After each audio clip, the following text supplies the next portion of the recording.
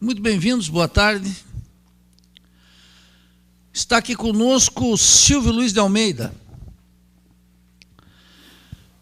Eu tenho que fazer as honras da casa e é uma trajetória que ele é doutor em Direito pela USP, também fez um pós-doutorado lá, e ele é consultor técnico da Federação Quilombola do Estado de São Paulo.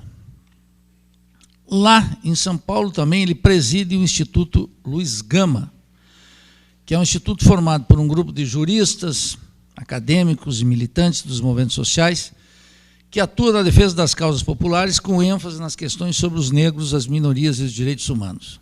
A conferência de hoje, do Silvio Luiz de Almeida, está intitulada Estado, Direito e Análise Materialista do Racismo. Eu queria, para além dessa formalidade, dizer para nós que é uma alegria muito grande ter o Silvio aqui.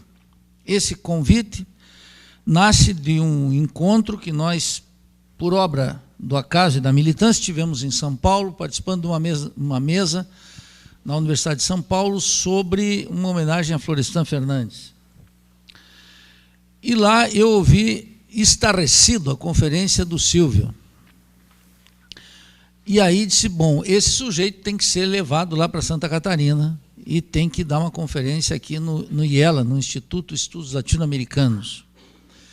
Por quê? Por muitas razões. Não vou me estender muito, vai ser uma fala bolivariana de 3 horas a minha, depois ele vai falar.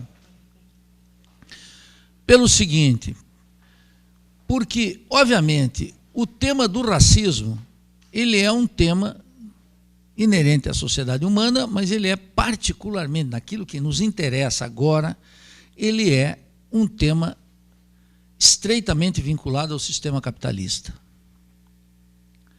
A articulação entre racismo e capitalismo foi, a meu juízo, brilhantemente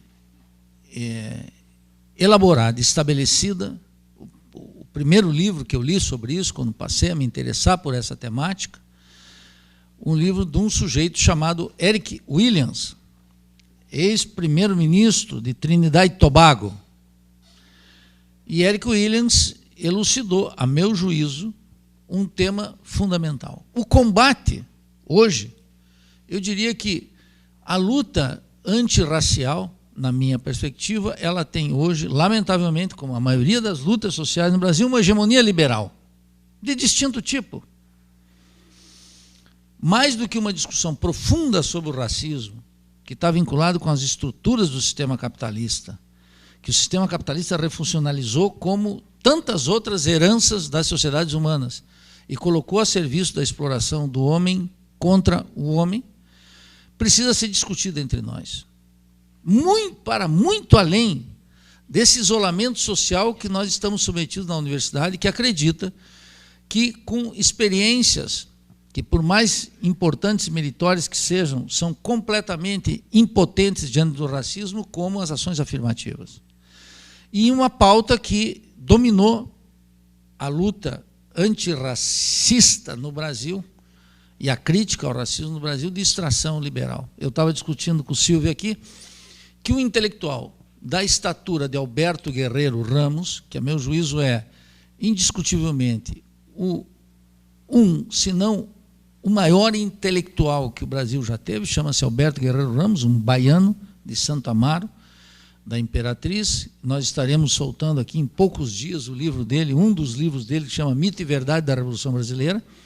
É o sujeito que criou no Congresso Nacional os cursos de administração, escreveu profusamente sobre o movimento negro nos anos 40, nos anos 50 e nos anos 60. Tem vários escritos sobre essa questão, sobre a questão racial, e ele mesmo se introduz na redução sociológica a partir do teatro experimental do negro e das lutas extraordinárias que nós tivemos, as vanguardas políticas extraordinárias que nós tínhamos e temos ainda na luta contra o racismo. Daí que a interpretação que o Silvio traz para nós é, como o título dessa conferência estabelece, uma análise materialista do racismo.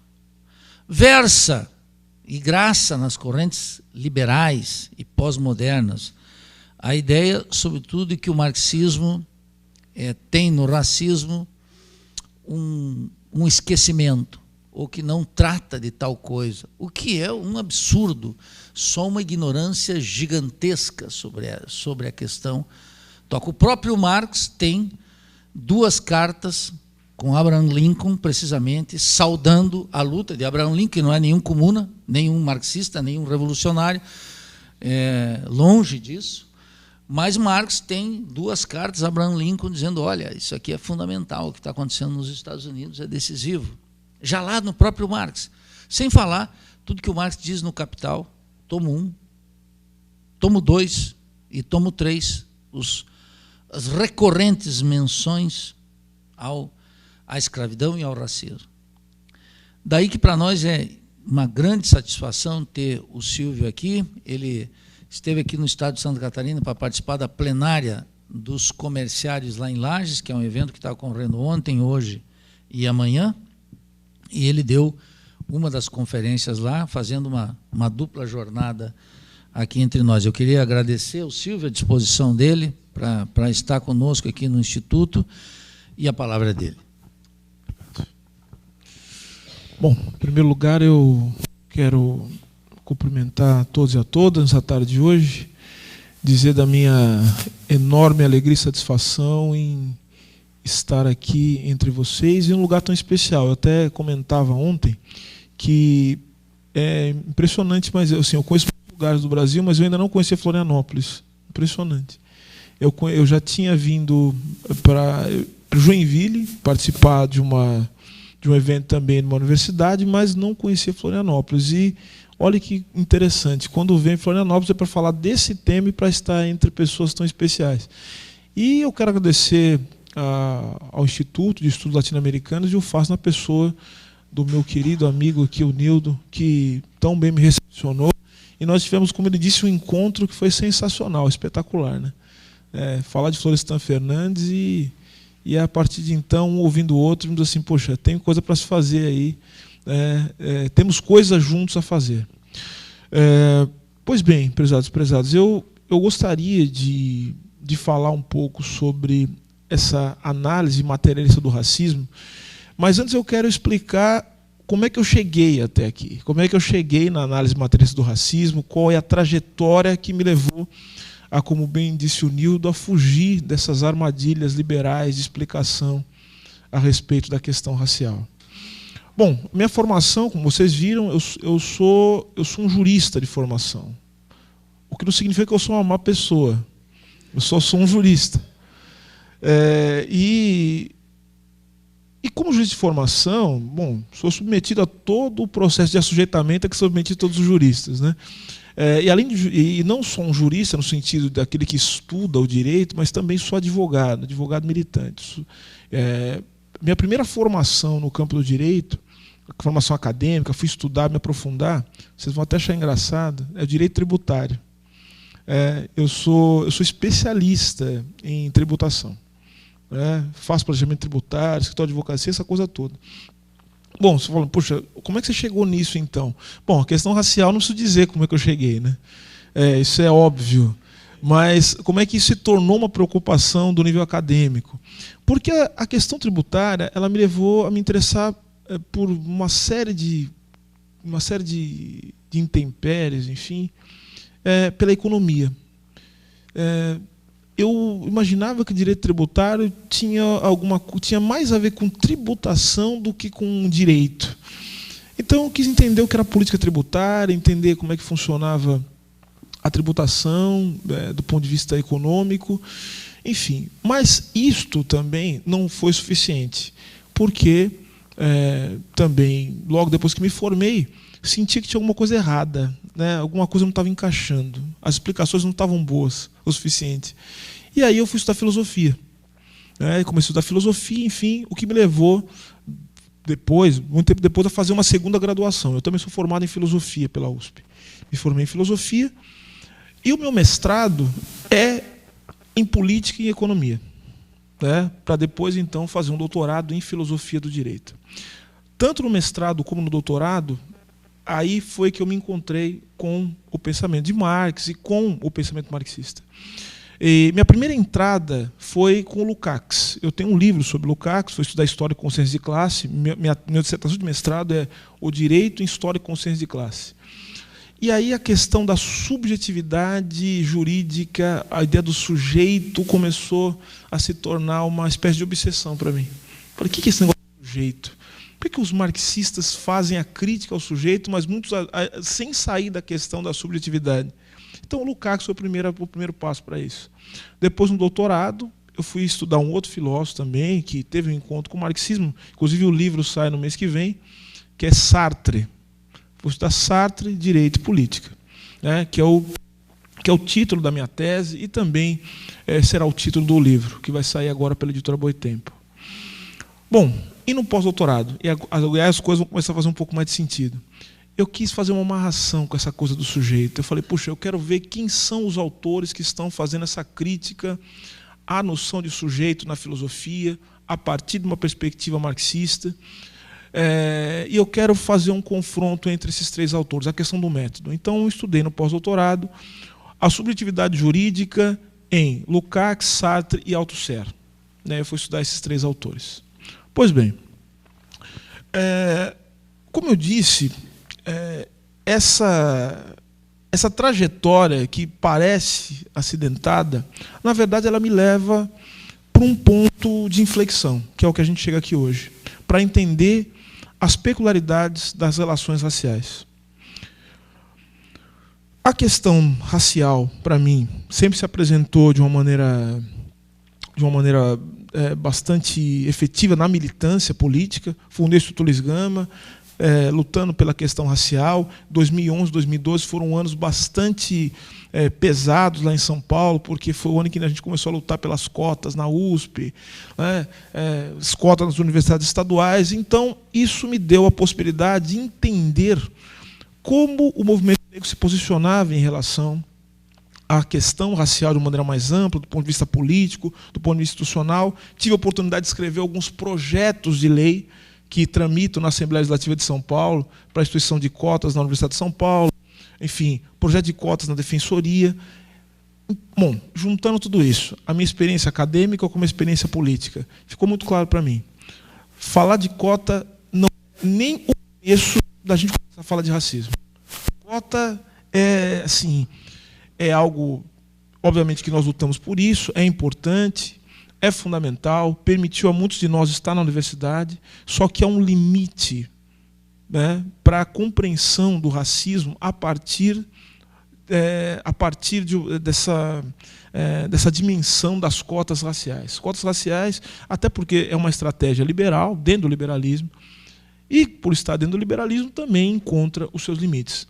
Então, para mim, ficou muito evidente. Então, qual foi a ideia? Eu falei, puxa, eu preciso saber como é possível pensar a questão racial para além dessas armadilhas liberais. O que eu chamo de armadilhas liberais?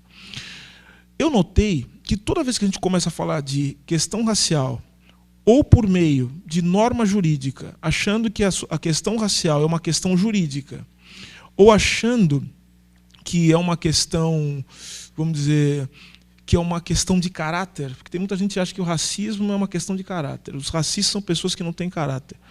Vejam, tanto essa armadilha psicanalítica de quinta categoria, como também pensar o racismo a partir do direito e das normas, levam à solução de achar que racismo é problema cultural, o culturalismo.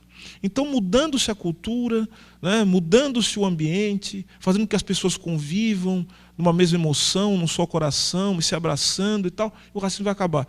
Senhores, isso é uma ideia assim que, com todo respeito, ela não faz o menor sentido. Porque algumas coisas ficam bem claras para mim. Por exemplo, você falou que eu falo as coisas, vou falar uma coisa na lata aqui. Eu cheguei no hotel aqui, isso acontece em São Paulo também, acontece na maioria dos lugares em que eu frequento, como eu falei, eu sou advogado. E eu geralmente sou o único negro nos espaços, na maioria dos espaços em que eu frequento. Quando eu cheguei no hotel, o que eu percebi? Todas as pessoas brancas. E aí, quando eu fui voltar para pegar o meu tablet no quarto, aí eu vi que tinha um carrinho de limpeza parado. E eu tenho essa mania, Aí eu olhei para dentro do quarto, adivinha onde eu achei o negro? A mulher negra, em especial, ela estava limpando o quarto.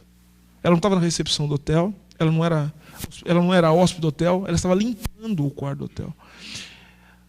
Bom, poderia ser um caso isolado, mas não é um caso isolado. Porque outro dia eu estou na universidade, eu dou aula numa das maiores universidades de São Paulo, que é uma universidade particular, dou aula no Mackenzie, sou professor do Mackenzie, da Faculdade de Direito. E outro dia eu estou me dirigindo ao prédio da faculdade, o que eu encontro? Eu vejo 2 grupos de jovens.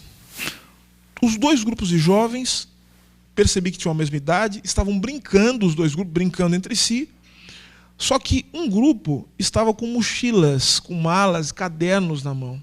O outro grupo estava com vassouras na mão. Adivinhem qual a diferença entre os 2 grupos? Que o grupo em que os jovens estavam todos com vassouras na mão, e quando eu falo todos, eu não estou falando, eu não estou falando querendo pintar com cores fortes, eu estou falando na realidade. Eram todos os jovens negros que estavam com vassouras na mão, enquanto os outros, todos, sem exceção brancos, estavam com cadernos na mão. Eram estudantes da universidade, todos com a mesma idade. Bom, então, isso quer dizer assim, não é um problema cultural, tem alguma questão. E alguma questão que se relaciona diretamente com a divisão social do trabalho.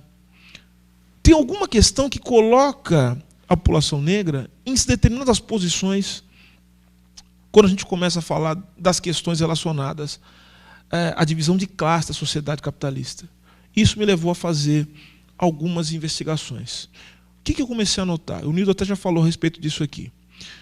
Muita gente diz que o marxismo não fala a respeito da questão racial. Mais do que um equívoco, isso é mentira. Isso é mentira. Não é verdade. Desde os clássicos do marxismo, e quando eu falo dos clássicos, estou falando assim, estou falando do próprio Marx, estou falando de Engels, né? Marx é marxista, Marx é Marx, só que eu tenho Engels, Lenin já fala disso. Lenin já fala da questão racial, de uma outra forma. Bruno Bauer está falando da questão racial. Há textos sobre isso. Né? Inclusive Lenin, ele utiliza o seu prestígio pessoal para dizer o seguinte, olha, a questão, veja, não aparece da coisa como questão racial, ele vai falar a questão da autodeterminação dos povos e do apoio à luta da libertação dos povos de África, né, e de outras partes do mundo é fundamental para a luta revolucionária. Ele vai dizer isso. Obviamente que é uma série. Eu não estou nem começando a discutir os limites aqui disso, né, de todas essas questões. Eu quero colocar o seguinte: há formulações no próprio Marx e na tradição marxista, mesmo a clássica, aquela dos primórdios do marxismo, a questão racial já é tratada. Fora o fato de que diversos homens negros e mulheres negras colocaram o marxismo como um elemento fundamental da sua trajetória teórica e política. Eu vou fazer 2 referências aqui que acho que vai ficar muito claro. Então, tem algumas pessoas que dizem o seguinte, olha, o marxismo não serve para tratar a questão racial. O marxismo não serve para tratar uma luta política antirracista. Bom, então eu vou dizer o seguinte, falem isso para Angela Davis, por exemplo. Falem isso para Stockley Carmichael, também, fundador dos Panteras Negras. É necessário falar isso para Eric Williams, também. E para tantos outros. Né? Agora temos que ir para a África. Agostinho Neto, Amílcar Cabral, Sankara, Patrícia Lumumba, alguns nomes só, para falar disso. E alguns até que alguns discutem se estão na tradição marxista ou não, mas que tinham um bom diálogo com o marxismo, por exemplo, Franz Fanon. Estou dando alguns exemplos aqui. Bom, isso me levou a pensar o seguinte, puxa, então, acredito que, em primeiro lugar, o marxismo, ou o materialismo histórico, como queiram dizer, ele trata, sim, da questão racial. Tem a questão racial como algo importante. Há formulações a respeito disso. Só que nós temos que aprofundar isso. Mais do que isso. Primeiro, o liberalismo ou as teorias liberais, elas não são capazes de explicar o racismo no seu movimento mais profundo. Só que também tem um outro lado da questão e que a análise materiais do racismo, como eu chamo isso, também quer dialogar a respeito. Não é só o racismo que não pode ser compreendido sem que nós utilizemos uma metodologia, sem que nós olhemos para isso de uma maneira mais profunda coisa que o marxismo nos permite fazer, eu vou falar uma coisa até mais dura. A gente não compreende, de fato, as determinações que o marxismo quer captar sem que a gente estude a questão racial. Não adianta ficar falando de classe sem entender como é que essa classe é constituída da sua forma concreta. Quando a gente fala de trabalhador, olhando o trabalhador dentro do seu contexto histórico, dentro das relações materiais de produção, nós vamos perceber o seguinte: esse trabalhador, ele tem cor, esse trabalhador, ele tem sexo. As formas e as estratégias de exploração, elas também são entendidas a partir de padrões raciais. Mais um passo. Entender o racismo, sem dúvida alguma, exige que nós entendamos como essa análise materialista das relações sociais é possível. Entender, fazer essa análise materialista depende que nós olhemos para a questão racial. E não só racial, mas a questão de gênero também é fundamental. Mas tem um outro passo. Falar de marxismo, falar de racismo, é falar de dois elementos que geralmente nós negligenciamos muito. É falar de Estado e Direito. Estado e Direito. Enquanto Estado e Direito for coisa de jurista, nós estamos perdidos. Perdidos. Estado de Direito não pode ser coisa de jurista, único e simplesmente. Jurista, eu estou falando assim, juristas são aqueles que só acham que a norma jurídica da lei é o horizonte final da vida. É impossível. A questão do Estado e do direito são questões que eu chamo de questões estruturais. E por serem questões estruturais, elas são fundamentais para que nós possamos entender o movimento real, material, concreto da realidade.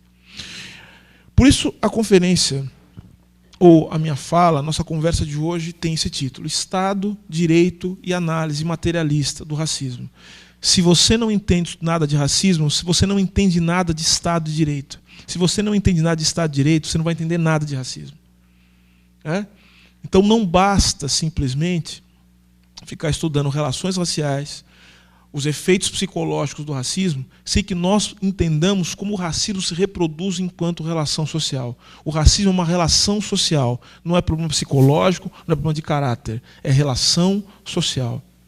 Certo? E como relação social, se nós podemos identificar o racismo enquanto relação social, significa então que o racismo tem que ser reproduzido. Ele é reproduzido por uma série de mecanismos de poder, dentro de uma lógica.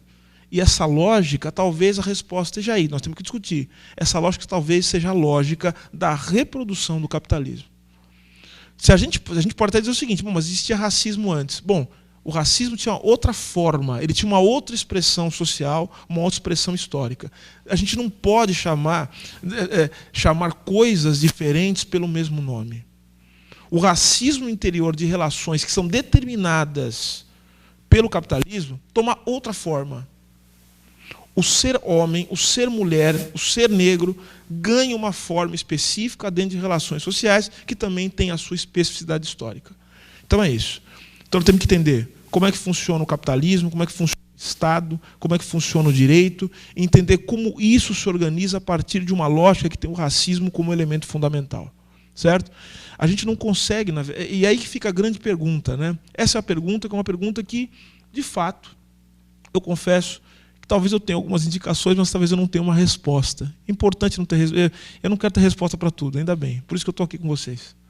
A grande questão é: será o racismo, e essa é a pergunta, um elemento estrutural do capitalismo? Ou seja, é um elemento sem o qual nós não podemos compreender o funcionamento do capitalismo?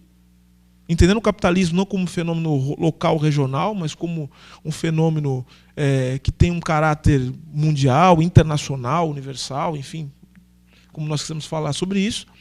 Ou o racismo é um fenômeno conjuntural, ou seja, é algo que acontece diante de certas circunstâncias locais ou regionais, ou é uma estratégia de poder dentro das relações capitalistas. Então essa é a pergunta. O racismo é um elemento estrutural, um elemento conjuntural das relações sociais no capitalismo? Eu acho que essa é a questão que eu diria que talvez a esquerda ou os progressistas, ou como queiramos falar a respeito disso, tem que responder, tem que falar, tem que tratar. Não é? Porque isso vai impactar nas nossas estratégias de luta contra o racismo e também de luta anticapitalista, né? Porque, se for um elemento estrutural, a gente não pode ser anticapitalista sem também empreender uma forte reflexão e uma luta antirracista. Se for um elemento estrutural. Se for um elemento conjuntural, a nossa conjuntura está eivada de racismo. Então, a luta anticapitalista, no contexto de uma sociedade tal como a brasileira, ela não pode ser feita também se não houver uma luta antirracista. Ou seja, não tem jeito, tem que lutar contra o racismo, né? Resumindo tudo que eu falei, não tem saída. Bom, então eu quero organizar aqui minha fala. Quanto tempo eu tenho, Nildo? Não sei. Eu quero organizar minha fala dentro... Tem o tempo bolivariano. Bom, então é um tempo que não tem tempo. Tempo necessário para a gente expandir aqui. Socialmente necessário para as ideias revolucionárias.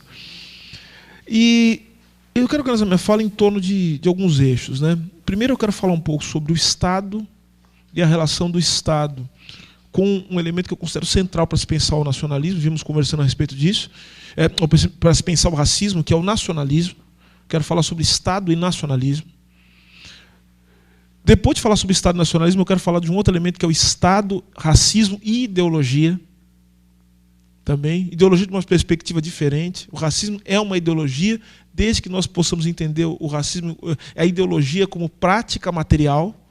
Né? Ou seja, a ideologia ela não pode ser considerada única e simplesmente como uma fantasmagoria, como uma imagem falsa do mundo. Mais do que isso, a ideologia tem que ser considerada como um processo de subjetivação, como formação da subjetividade, nossos sentimentos, nossa visão de mundo, a forma com que o imaginário socialmente construído ele é incorporado, ele é encarnado no sentido de carne, como ele nos penetra, né? Então, isso é fundamental, compreender isso, a ideologia nesse sentido. E, posteriormente, vamos falar, e aí já me encaminho para o final, quero falar um pouco sobre como o racismo pode ser lido de maneira específica a partir de alguns processos, de algumas teorias que estão presentes na obra de Marx ou nas formulações marxistas. E aí nós podemos discutir e falar a respeito disso. Pois bem, vamos começar falando um pouco sobre o Estado e capitalismo. Primeira coisa, da mesma maneira que a gente quer analisar o Estado como um elemento, ou melhor, o racismo como elemento específico no interior de certas relações que são dadas no interior do capitalismo, nós temos que analisar o Estado da mesma maneira. E nesse sentido, o Estado ele é, de alguma maneira, a expressão das condições estruturais do capitalismo. Porque o capitalismo ele se assenta numa separação entre trabalhadores e trabalhadoras dos meios de produção. Na produção privada, no trabalho assalariado e na troca mercantil. A política, né, cujo Estado é a grande expressão, não se manifesta como dominação direta de uma classe sobre a outra, mas como o aparato de mediação entre indivíduos livres, iguais e proprietários. Então o Estado se apresenta dessa maneira. Ele é um aparato de mediação entre indivíduos que são livres, iguais e proprietários. Tanto é verdade que, vejam, e eu quero falar, essa não é uma questão ética, mas é um constrangimento a que todos nós estamos submetidos numa sociedade capitalista. Quando nós temos algum problema, estamos sofrendo algum tipo de mal, né? Alguém tenta invadir a nossa casa, ou somos assaltados, nós vamos chamar a mesma polícia que depois vai matar a gente na periferia, né? Ou seja, isso é um constrangimento social, né? Ou seja, por quê? Porque, já disse um filósofo, um sociólogo que não tem nada de marxista, mas que é importante estudar, né? Que é o Weber, né? De alguma forma, porque uma das características do Estado, entendendo o Estado como Estado contemporâneo, é a monopolização dos aparatos de violência. Então, e a política, para a gente não misturar, a política é uma coisa, direito é outra. A política é a relação de poder, é a relação de força, é o uso da força, da violência. Então, o Estado, dentro de uma sociedade em que todos nós nos movemos como indivíduos livres e iguais, onde todo mundo aparece como potencialmente proprietário, porque o mundo é um grande mercado, os liberais eles estão projetando a sociedade desse jeito, mas por quê? Porque existe uma materialidade nisso também. Ou seja, a sociedade é constituída e nós, subjetivamente, somos constituídos para atuar num mundo de troca mercantil. Todo mundo defende a liberdade individual como algo fundamental, a igualdade, né? A nossa luta é pela igualdade, olha só. Quando a gente está lutando, nós negros estamos lutando por igualdade. Então você tem que entender o que é isso, né? Igualdade de quê? A igualdade, será que essa é a igualdade que aparece no momento da troca mercantil? Muitas vezes é isso que nós estamos defendendo. Ou seja, eu também quero participar do circuito de troca mercantil, né, tal como os outros também participam. Então a liberdade se manifesta nesse sentido. Então vejam que, quando todos são livres e iguais, o uso da força ele só aparece como algo legitimado e possível se for feito por um ente externo dessa relação. E aí a gente começa a entender os autores liberais, né?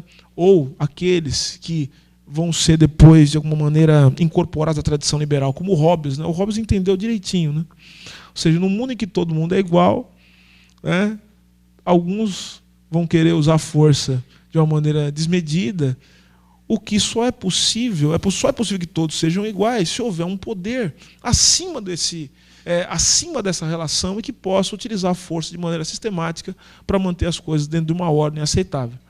Então, notem, uma sociedade capitalista, o Estado a política vai ter uma forma, e a forma Estado é a forma política por excelência em relações dentro do capitalismo. Então vejam, ainda que tenham as sociedades pré-capitalistas se constituído por múltiplas formas de dominação e de exercício difuso do poder, as características da ordem capitalista são bastante específicas. É apenas com o desenvolvimento do capitalismo que a política assume a forma de um aparato exterior. No capitalismo, a organização política da sociedade não será exercida diretamente pelos grandes proprietários ou pelos membros de uma classe, mas pelo Estado. Numa sociabilidade constituída pela relação entre indivíduos formalmente livres, iguais, em que a força de trabalho é também uma mercadoria, a manutenção da ordem e a internalização das contradições do capitalismo, seja pela coação física, seja por meio de discursos ideológicos, será papel do Estado. A forma com que os indivíduos atuam na sociedade, seu reconhecimento enquanto integrantes de determinados grupos e classes, bem como a constituição de suas identidades, relacionam-se às estruturas que regem a sociabilidade capitalista. Prezados, prezadas, diante disso, é aí que a gente tem que começar a falar do nacionalismo.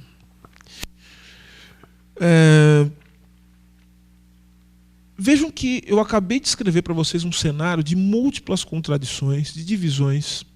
Costumo dizer para meus alunos o seguinte: nós aprendemos na faculdade de Direito que toda vez que a gente faz um contrato com alguém, o contrato é uma convenção. O contrato significaria o consenso. Só que, olhando criticamente, um contrato, ele na verdade é o símbolo maior de uma sociedade conflituosa. Sabe por quê?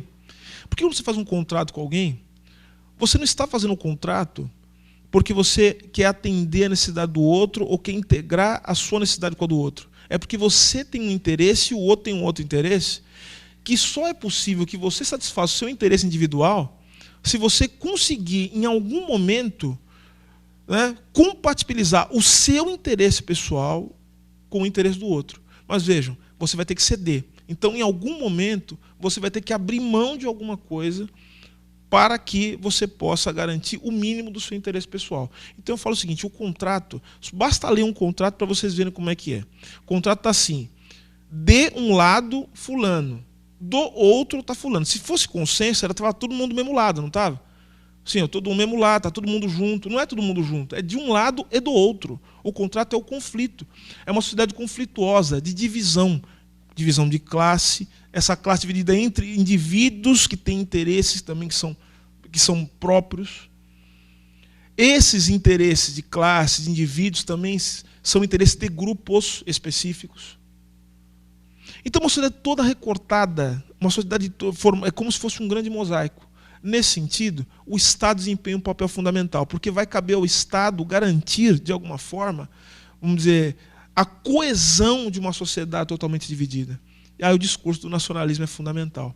A formação do Estado moderno, quando a gente começa a estudar, ele surge assim, concomitantemente com um discurso nacionalista. Se a gente for pegar, por exemplo, os grandes estados, vamos pegar o caso da Inglaterra e da França, né? A Inglaterra, onde as condições plenas, né, do capitalismo se estabeleceram pela primeira vez na história. A França, onde as condições políticas se deram também de maneira plena. Tanto França como Inglaterra construíram um discurso nacionalista que depois foi base, sabe para o quê? Para o imperialismo. É um discurso que vai dizer o seguinte, olha, muitos autores vão dizer, o Hobsbawm vai falar isso, o Norbert Elias vai tratar disso também, ou seja, o discurso nacionalista inglês e francês é um discurso universalista. Ou seja, nós somos, o nosso modo de ser, nosso modo de vida, nossa organização, a nossa cultura é uma cultura que tem um caráter universal. Portanto, passam a medir o mundo a partir da régua do que eles chamam de universalismo. Nós temos, inclusive, que chegar em outros lugares do mundo para civilizá-los. Civilization. É isso. Vamos civilizar o resto do mundo. Então, as características da nossa nação são características universais. Bom, a gente não precisa se estender muito para entender, para quem estuda um pouco de antropologia, sabe do que eu estou dizendo, né? Como isso também, essa ideia da difusão desses padrões nacionais, são o começo de uma ideologia da branquitude. Como o ser branco, né, como o ser homem, passa a ser um padrão universal daquilo que é certo. Isso se estende a padrões éticos. O ser europeu, né, naquele momento, é a régua do mundo. Isso é fundamental, veja, para além de uma estratégia ética, isso é uma estratégia fundamental para a formação do capitalismo. Você estender o seu modo de vida para outros lugares do mundo. Os americanos fazem isso hoje, né? The American Way of Life é isso. Você estende o seu modo de vida para outros lugares do mundo. Claro que isso aí não vai encaixar perfeitamente. Vamos ter uma série de imperfeições, né? Mas essa é a estratégia do nacionalismo. Na Alemanha isso está de uma maneira diferente, né? Foi estudar na Alemanha, o nacionalismo alemão ele é constituído de uma outra maneira. A ideia de cultura, né, como vão dizer os alemães, eles vão constituir uma espécie de nacionalismo de resistência cultural, ou seja, nós somos alemães, a Alemanha ela tem uma série de coisas que o resto do mundo não tem, o resto do mundo não tornar-se-á alemão, né, porque nós somos um povo único, e que foi também, de certa maneira, uma espécie de resistência contra o nacionalismo francês e inglês. Mas vejam só, o que eu quero dizer com isso é que o nacionalismo ele preenche as enormes fissuras da sociedade capitalista, afastando a percepção acerca dos conflitos de classe, de grupos, e em particular da violência sistemática do processo produtivo. Mas isso não significa que o nacionalismo e seu derivado, que é o racismo, tenha sido concebido com a função de acobertar a exploração de classe, não é isso. Essa explicação é funcionalista, né? Ainda que parcialmente correta. Seria bastante frágil diante de contextos em que a democracia racial ou o advento de sociedades pós-raciais são afirmados. Né? Ou ainda, em situações em que conflitos de classe entre etnias ou grupos religiosos estão abertamente deflagrados. A questão aqui, portanto, é estabelecer a relação estrutural e histórica, e não meramente a funcional ou lógica, entre a sociabilidade capitalista e a reprodução da ideologia racista. Então vejam só, uma sociedade ela é definida pela sua capacidade de reproduzir-se, ou de outra maneira, de manter-se estável, ainda que portadora de contradições no que dependerá do aparecimento de instituições cujo papel será manter a integração social. No caso do capitalismo, tem-se uma sociedade cujo funcionamento gira em torno do trabalho abstrato, e em que a lógica de mercado fornece o modelo de sociabilidade. Se a continuidade do capitalismo depende da reprodução dessas condições de funcionamento, é aí que entra o Estado como a principal instituição do capitalismo. Senhoras e senhores, o que eu quero dizer? O Estado é fundamental para reproduzir o discurso de unidade numa sociedade contraditória. O Estado é fundamental para sustentar o discurso nacionalista. É necessário que o Estado sustente isso por meio de práticas, que são práticas de poder efetivo, do uso da força, mas que são fundamentalmente também práticas de reprodução ideológica. Reproduzir padrões de comportamento, reproduzir padrões éticos como sendo os corretos, padrões estéticos, afirmar a branquitude. No final das contas, a gente pode afirmar, junto com o Balibar, o Wallerstein, que são teóricos marxistas que têm livros sobre o racismo, apesar de brancos que são, eles vão dizer o seguinte: o Balibar vai falar claramente: não existe possibilidade de haver racismo se o racismo não for sustentado por práticas do Estado. Todo racismo é estrutural. E todo racismo, como estrutural, ele tem que ter uma dimensão institucional. Porque há uma confusão que se faz, inclusive dentro do movimento negro, o que também causa uma série de confusão em relação à questão das cotas.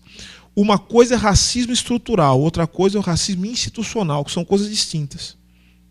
São próximas, estão ligadas, mas são distintas. O racismo estrutural é isso que nós estamos falando agora. O funcionamento das estruturas sociais, né, ou seja, das relações que mantêm a sociedade como algo que nós podemos identificar, ou seja, são relações entre pessoas, sujeitos livres e iguais, que realizam troca mercantil. Essa estrutura, esse modo de exteriorização das relações sociais tem que ser mantido por meio de uma série de mecanismos de poder e mecanismos também de reprodução ideológica. Isso é o racismo estrutural. Então isso não se resolve com cota. Isso aí não se resolve com cota. Perceberam? É uma dimensão que, inclusive, eu vou falar disso daqui a pouco, é uma dimensão que se revela até no plano do inconsciente. Vocês querem ver como se revela no plano do inconsciente? É uma coisa impressionante. Acredito que a maioria dos meus amigos e amigas, companheiros e companheiras que estão aqui nessa sala, são pessoas, acredito eu, né? Quero crer, a maioria, todos, não a maioria, mas todos aqui, não compactuam com o racismo, acham o racismo uma coisa assim, absurda, odeiam gente racista, ótimo. Só que, por exemplo, chegam em certos ambientes, que deveriam ser ambientes públicos ou democráticos, como a universidade, por exemplo, e não, vejam, isso não causa, a pessoa não fica doente nem revoltada quando chega num lugar em que só tem um negro. Ou seja, a pessoa, veja, o cara é professor da universidade. Professor universitário, não tem problema. Chega na universidade, tem 1 ou 2 negros num corpo docente de uma faculdade, por exemplo, que tem 200, 300 professores. Isso não choca as pessoas. Isso não causa uma reação. Ninguém vai fazer passeata, né, por conta disso. Isso não choca. Por que não choca? Porque as pessoas são ruins? Porque isso é falta de caráter? Não, porque o racismo é estrutural. Perceberam? Nós somos subjetivados, somos assujeitados para normalizar certas relações que só são de violência se a gente olhar muito de longe. Se a gente estiver muito próxima delas, a mesma relação também é relação de gênero. Relação de gênero é a mesma coisa. Até dei um exemplo onde que o pessoal achou engraçado sobre relação de gênero, para a gente começar a tratar as coisas do ponto de vista político, não só do ponto de vista moral. Claro, tem uma dimensão ética, só que a gente tem que tratar do ponto de vista político. E política é poder. São constrangimentos aos quais nós nos submetemos, independentemente da nossa vontade. O sujeito chega em casa e fala assim, bom, todo mundo sabe que homem e mulher são criados de forma diferente. A relação de gênero também é construção social, é resultado desses constrangimentos estruturais a que todos nós estamos submetidos. Então, vejam, tem uma forma de ser mulher na sociedade e uma forma de ser homem. E essa forma, nós somos formatados desde criança. Então, vejam, eu quando estou brincando com a minha irmã, quando eu era pequeno, estava brincando com a minha irmã, né? Estava correndo, estava calor, eu tirava a roupa toda, ficava pelado e tal. A minha irmã, se fizesse isso, o meu pai, que era um homem maravilhoso, sensacional, olha para mim e fala assim, menina, não faz isso, não pode, comporte-se, cruza a perna, não sei o quê, começa. Então a minha irmã foi uma série de constrangimentos, já que diz para ela, ser mulher é isso aqui. Ser homem não, ser homem é bonito, você tira a roupa, você fica pelado, você faz tal coisa, e isso é legal. Minha irmã, que ela ganhava de presente? Boneca, o que mais? Panelinha, cozinha, pequenos kits de cozinha para ela aprender Ou seja, desde criança ela já está aprendendo qual que é o lugar dela. Eu não, eu ganho um carrinho, luvinha para lutar boxe. Porque a gente tem que ser violento, o homem não chora. Não pode chorar. Chorava na festa, engole o choro, cala a boca, fica quieto. Ou seja, a violência vai te constituindo, né? Dentro da família. Por isso que o jeito fala assim, a família salva coisa nenhuma. Família salva o quê? Família de banqueiro salva. Só família de banqueiro só. Veja, isso não tem nada a ver com amor. Eu não estou falando com amor. Eu amo minha família, amo meu pai, minha mãe. Só que eles também estão dentro de uma sociedade sob uma série de constrangimentos. É óbvio. E veja como é difícil ser militante. O sujeito fala assim, não, eu sou. Ó, agora vamos mostrar a dificuldade. Quer ver o constrangimento? Fala assim, olha o que eu estou falando. Fala assim, ó, quer saber? Eu não posso tratar minha companheira da forma com que eu critico. Ela tem que ser minha companheira, eu não posso fazer isso com ela. Não posso ser assim. Então, eu tomei uma decisão, a minha vontade, assim, consciente. Querem ver onde é que a consciência barra na realidade? Aí, não só, quem ganhou panelinha foi minha irmã. Quem era obrigado a cozinhar era minha irmã. Aprender a cozinhar, eu não. Chegava perto da cozinha e falava, não, isso não é coisa que você tem que fazer. Não, vai fazer outra coisa, vai jogar bola. Aqui não é lugar de homem na cozinha. Tal. Então você não aprende essas coisas. E aí, claro, muitos de nós sabemos cozinhar, mas é mais comum que o homem não saiba cozinhar.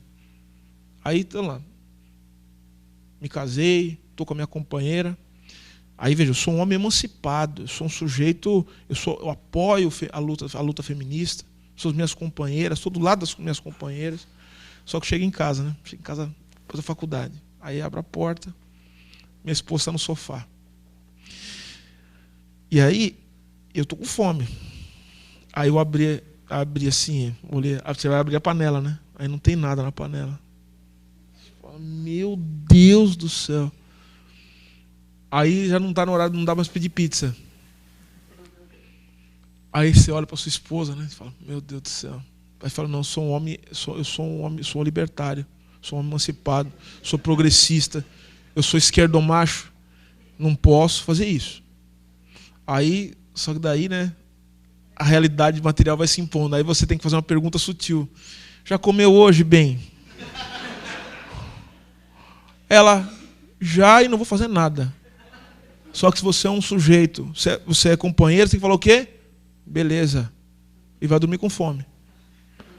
O que aconteceu aí, que eu estou falando? É um constrangimento estrutural. É um constrangimento estrutural. Aí você fala assim, então vai aprender a cozinhar. É isso, vou aprender. Só que eu vou ter que aprender, reorganizar a vida. Prática, eu vou ter que mudar minhas práticas materiais para que eu possa, de fato, ser companheiro das mulheres. Então, é necessário mudar as práticas materiais. Isso é uma luta política, é uma luta que não está no plano do indivíduo. É uma luta pela mudança da estrutura da sociedade, que vai muito além de simplesmente tomar decisões no campo individual. Por isso que é fundamental os movimentos, a crítica, a autocrítica, isso é fundamental. E a compreensão. Tá? Isso é muito importante. Eu sempre digo o seguinte, racismo se combate de duas maneiras. Com educação, às vezes, e com porrada, na maioria delas.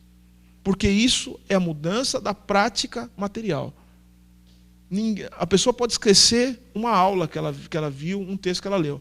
Mas quando ela toma um chacoalhão, ela vai lembrar. Então, é a prática material que vai alterando essas coisas. Só que isso é no plano estrutural. Então, o racismo é estrutural. Agora, toda a estrutura é mantida por instituições.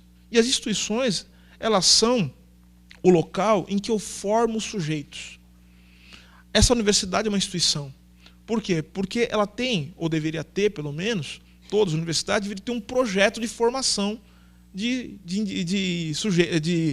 indivíduos, né, que vão atuar para reproduzir as práticas materiais da sociedade. O Nilson até falou isso na USP, lá na frente de todo mundo. Eu achei ótimo como você falou aquele dia. Essa universidade, a USP, né, de onde eu venho, a Universidade de São Paulo, é uma universidade que se constituiu contra o Brasil. A USP, veja, nos anos 30, falou assim, vocês fizeram revolução, né? Melhor, vocês não cumpriram o acordo, fizeram a Constituição, Tudo bem, então nós vamos fazer uma revolução contra o resto do Brasil. Vamos formar gente para pensar o paulistismo. Nós somos contra o resto do Brasil. A Universidade de São Paulo é uma universidade que se fundou para se contrapor ao resto do Brasil. Para formar a elite dos pensadores que iam pensar um Brasil que não tinha a ver com o restante do Brasil. Então, vocês perceberam? Ou seja, o que está acontecendo aí? A USP tem um projeto institucional, ou seja, ela queria formar no início as elites, de alguma maneira, que vinham de São Paulo, queriam mudar a face do Brasil, e queriam se destacar do resto. Bom, o que eu quero dizer é, toda instituição, quando você entra nela, você entra de um jeito, e ela vai te violentar para você sair de outro. Outro exemplo que eu dou sempre são os meus alunos de Direito, que é professor de Direito, estou vendo ali meu amigo Volney, ali, que é professor da Faculdade de Direito. Olha só, o aluno de Direito, quando ele entra na faculdade, ele é um cara legal. Parece um cara legal, pelo menos. Parece uma pessoa legal, não usa terno, não usa gravata, ele chega de chinelo, ele chama o professor de brother. Quando os caras chegam no terceiro ano, o pescoço dele parece que vai endurecendo, ele começa a olhar para cima, o sujeito às vezes tem meio metro, te olha por cima. É um negócio impressionante. Ele começa a te chamar de excelência pelos corredores. Ele fala assim para você, fala, tudo bem, fulano? Ele, como vai a excelência? Aí eu falei, de onde o sujeito tirou isso aí? Será que ele está possuído? Não tem nada a ver. Sabe o que acontece? O sujeito ele foi brutalmente violentado pela instituição para ser jurista. Ele foi brutalmente violentado para deixar de... é igual a inscrição, né, na porta do inferno. Né? Deixe suas esperanças do lado de fora. Acabou. Você entrou aqui, você já é outra pessoa. E quando você sair, você vai ser uma pessoa que vai ajudar a esse mundo a ter ordem no mundo. Ou seja, ordem quer dizer a desgraça do mundo permanecer a mesma coisa. Estamos traduzindo aqui. É para isso que somos formados. É por isso que existem instituições. Se instituições fossem diferentes, né, falar assim, não, vamos formar instituições que vão lutar para que o mundo seja um mundo melhor de fato. Instituições revolucionárias. Você percebe que quando a instituição é revolucionária contra a ordem, ela não pode nem ser instituição. É melhor ela ser movimento, grupo, assim que não pode ter CNPJ. Meu cara, vou fazer uma revolução, o cara vai na Receita e pede um CNPJ? Por quê? Porque não pode institucionalizar, porque o que é instituição tem que ser mantida pelo Estado. Se é Estado, é o reflexo, né? O reflexo entendido aqui de uma maneira bastante com cuidados, das relações sociais do capitalismo. Não tem jeito. Então, nesse sentido, o racismo ele é uma ideologia. Ele é uma ideologia, enquanto prática material, que normaliza, naturaliza, né, a posição de negros e brancos numa sociedade. A gente naturaliza. Se a gente não naturalizasse, nós há muito tempo teríamos ficado escandalizados com a ausência de negros dentro de uma universidade pública. Uma sociedade que se diz democrática. Como é que pode ser uma sociedade democrática se não tem negro e negra em espaços que deveriam ser espaços públicos? Isso deveria não nos chocar, só que não nos choca. Por quê? Porque todo dia nós somos submetidos a uma violência que naturaliza e normaliza esse processo. Eu olho para a televisão, eu só vejo gente branca. Aliás, vejo gente negra quando está numa situação ruim. E aí vejo novela. Geralmente, quando eles colocam um núcleo de família negra em novela, não sei se você já viu isso, uma vez colocaram, pela primeira, anunciaram. Toda vez que alguém começa a anunciar muito fortemente que vai fazer uma coisa revolucionária para negros, eu começo a desconfiar. Somente segundo a Rede Globo. Vai aparecer um núcleo de famílias negras pela primeira vez, uma novela chamada Próxima Vítima, se eu não me engano. Aí, Próxima Vítima, já comecei a pensar. Aí colocaram um núcleo de famílias negras, a família não durou muito, não. Um morreu, mataram o pai, não sei o quê, começa a matar todo mundo, a família. Ou seja, a gente não consegue nem ter uma família burguesa. Perceberam? Porque vai destruir, não tem jeito. Não pode, tem que ser família, o que eles chamam de família desajustada. Nem sei muito bem o que é isso, mas tem que ser assim. Então vejam que esses processos, de alguma forma, eles vão servir à lógica que rege o capitalismo, que essa lógica, e a gente tem que explicar um pouquinho melhor isso, eu quero terminar falando disso, de como as diferenças materiais elas são incorporadas enquanto relações que de alguma maneira não aparecem como relações entre pessoas com diferenças materiais. Ou seja, resumindo, falando de uma outra maneira, como é que apesar da miséria e da desgraça do mundo, nós nos relacionamos como sujeitos livres e iguais? E aí entra um outro mecanismo também que é importante falar. Isso aí, quem vai falar disso é o Balibar e o Wallerstein. O Wallerstein, especificamente, ou Wallerstein, como eles dizem também, ele vai falar disso especificamente. Tem um livro que eu recomendo, que eu acho que é um dos melhores livros sobre a questão racial, nessa perspectiva aqui que eu estou colocando, que é um livro chamado Race, Class and Nation, Raça, Classe e Nação, do Etienne Balibar e Emmanuel Wallerstein. Esse livro é sensacional. E nesse livro, o Wallerstein ele vai dizer o seguinte: a única maneira, de nós incorporarmos essas diferenças de classe ou de raça é forjar um discurso universalista, que está também ligado ao nacionalismo. Mas veja, eu tenho estratégias internas de forjar discurso universalista.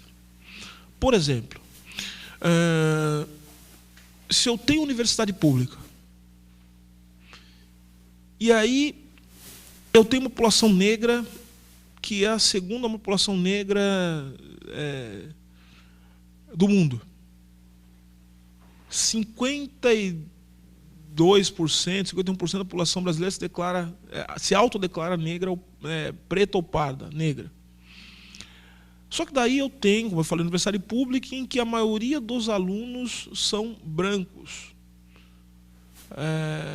E, portanto, não reflete, ou seja, não tem o menor sentido se a gente olhar para os números da constituição da população negra no Brasil. Então, a única forma de você defender a universidade, o universalismo, é você criar um discurso que mascare o universalismo e coloque essas mazelas na conta do indivíduo. Que discurso é esse? A meritocracia.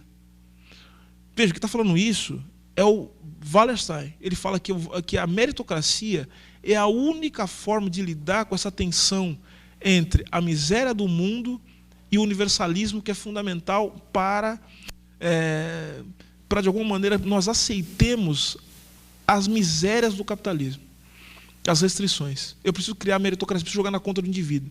Então, ou seja, você vira para um jovem negro que não está na universidade, que não conseguiu entrar na UFSC, fala assim: bom, por que você não entrou? Não é porque eu sou negro, porque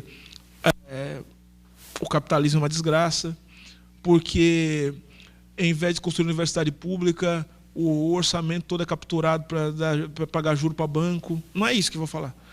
Não, o problema é porque você não teve competência para passar no vestibular, porque você não comprou a apostila do cursinho tal ou qual, você não teve mérito. Se você se esforçar um pouquinho mais, você vai conseguir fazer parte desse grupo de pessoas que não são privilegiados, obviamente, mas são pessoas especiais. Depende de você ser especial. Ou seja, a ideologia da meritocracia é um discurso racista. A meritocracia é um discurso racista por excelência. Agora tem que fazer um reparo também, que senão o Nildo vai me matar. O nacionalismo tem que ser visto também de acordo com uma perspectiva histórico-materialista.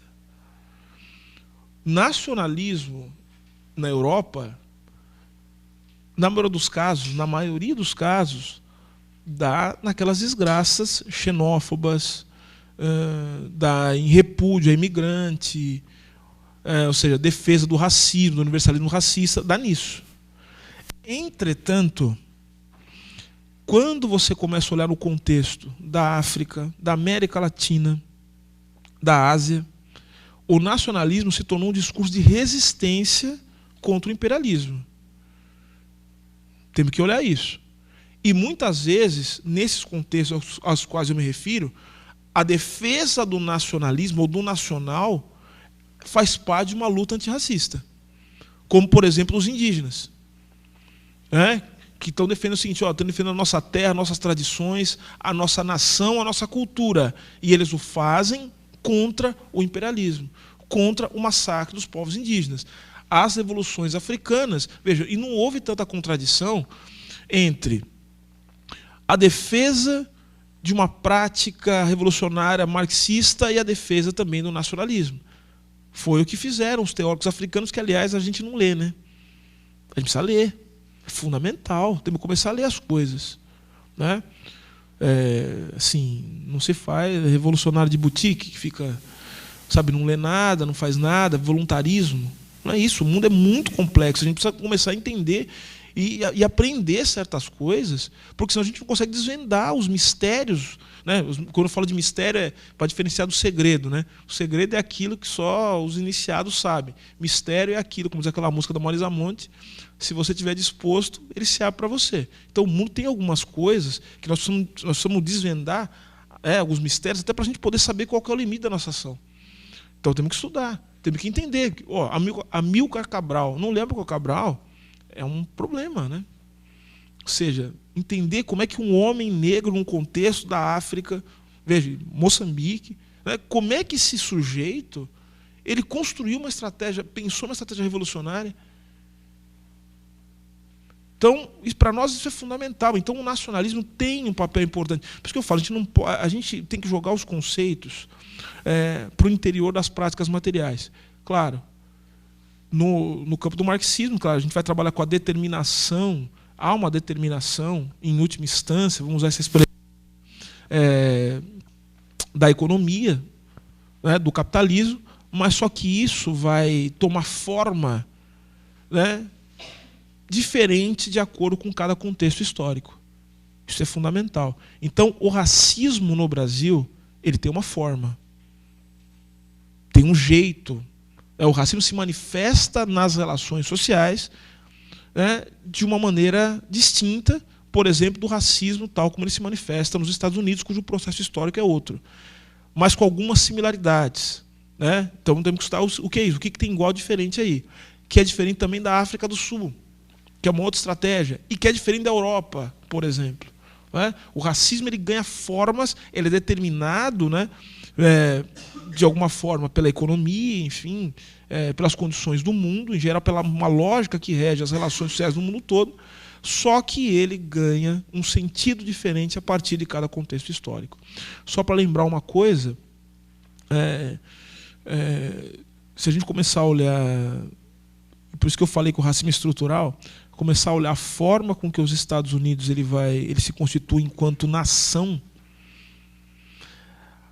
a nação estadunidense, ela se constitui, não é apesar do racismo, mas se constitui com o racismo. O racismo é constituinte, ele é estrutural e estruturante das relações sociais nos Estados Unidos. Assim como também no Brasil, só que por conta das peculiaridades históricas, o racismo, veja, a nossa industrialização tardia, o professor Nildo pode falar melhor disso, nós chegamos num ponto da história em que era necessário, né, por conta da necessidade de formação de um Estado nacional, e o Brasil, vamos ser sinceros, antes de 1930, o Brasil não era Estado, o Brasil era uma fazenda, né? O Brasil começa a se tornar Estado quando ele começa a se atrelar, isso também é uma outra questão do capitalismo, se atrelar a um processo de industrialização. Aí é necessário ter Estado. Então, não é coincidência que quando se forma no Brasil o Estado Novo, a gente tem também uma forte, um surgimento de um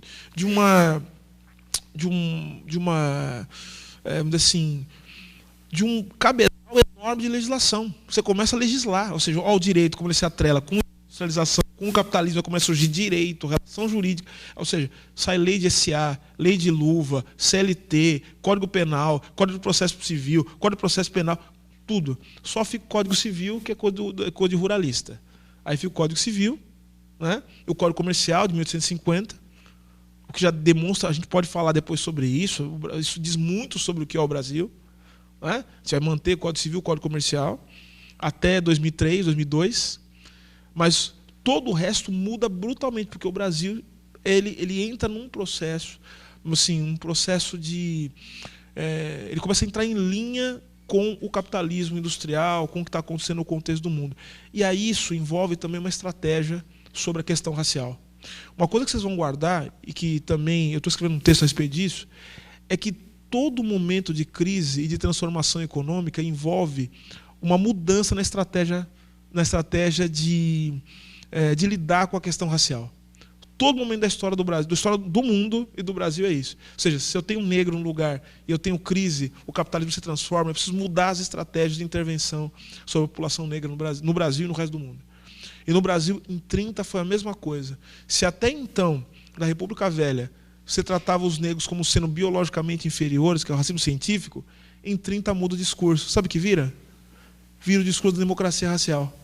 A democracia racial, isso muda. Porque você precisa ter um mínimo de formalidade jurídica, né? Porque quando você tem uma sociedade industrializada, você precisa ter minimamente as pessoas se tratando como sujeitos livres e iguais. Então eu não posso tratar o negro como absolutamente inferior a mim, se depois esse mesmo negro vai ter que ser incorporado de alguma maneira ao mercado de trabalho. Ele vai ser incorporado ali à indústria, vai ter que minimamente ter relações jurídicas com outras pessoas que não são negras. Então tem que criar o discurso da democracia racial.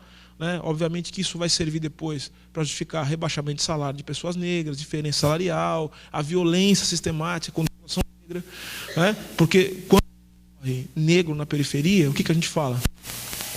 Bom, a gente fala que isso é da população negra, mas o que falam os outros? Né? Falam, não, isso é um acaso, tal, e acontece, eram bandidos. Tal. Ou seja, a questão racial ela não aparece. Né? Mas eu falei, ela não aparece também porque não é fácil aparecer.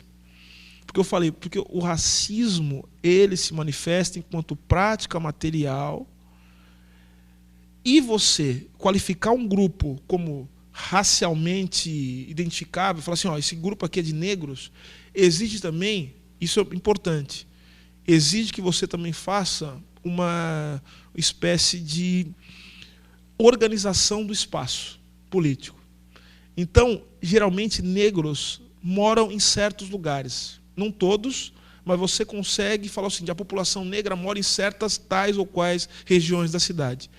É fundamental para um processo de diferenciação das pessoas que você as coloque dentro de um certo lugar, num território, que o gueto, né, que vai surgir também com sociólogos norte-americanos, é isso, o gueto, a guetização, a periferização. E aí você fala o seguinte, bom, por que o sujeito não se rebela por ter que morar em certas condições? Porque daí se junta também o parâmetro racial. Né? Ou seja, o parâmetro racial ele não serve apenas para justificar a violência dos brancos racistas contra os negros, mas serve também para amortecer a consciência dos negros. Os negros também são forjados pelo racismo. E os negros que estão aqui sabem do que eu estou falando. A dificuldade que todos nós temos de saber que nós vamos estar num ambiente em que poucos de nós estiveram e que certamente será hostil. Então, muitos de nós falam o seguinte, pô, eu não sou obrigado a passar por esse sofrimento, não é obrigado mesmo. E a pessoa fala assim, quer saber, eu vou ficar onde eu estou. Então a pessoa sequer submete ao processo, porque sabe que será violentado dentro de um espaço que nunca lhe pertenceu, ou que ele nunca foi bem recebido, ou que ele jamais esteve. Então isso vai formando a chamada guetização. Isso vai fortalecendo cada vez mais as características, enfim, as possibilidades de exploração dentro de uma sociedade capitalista. Bom, e eu vou... só mais uma observação aqui, que eu peguei aqui uma frase maravilhosa do Wallerstein, que a gente está falando de institucionalização de meritocracia. O Balibar ele fala assim, olha que sensacional. O Wallerstein, ele fala assim, quer ver? Só um instantinho que eu vou achar. Olha o que ele disse.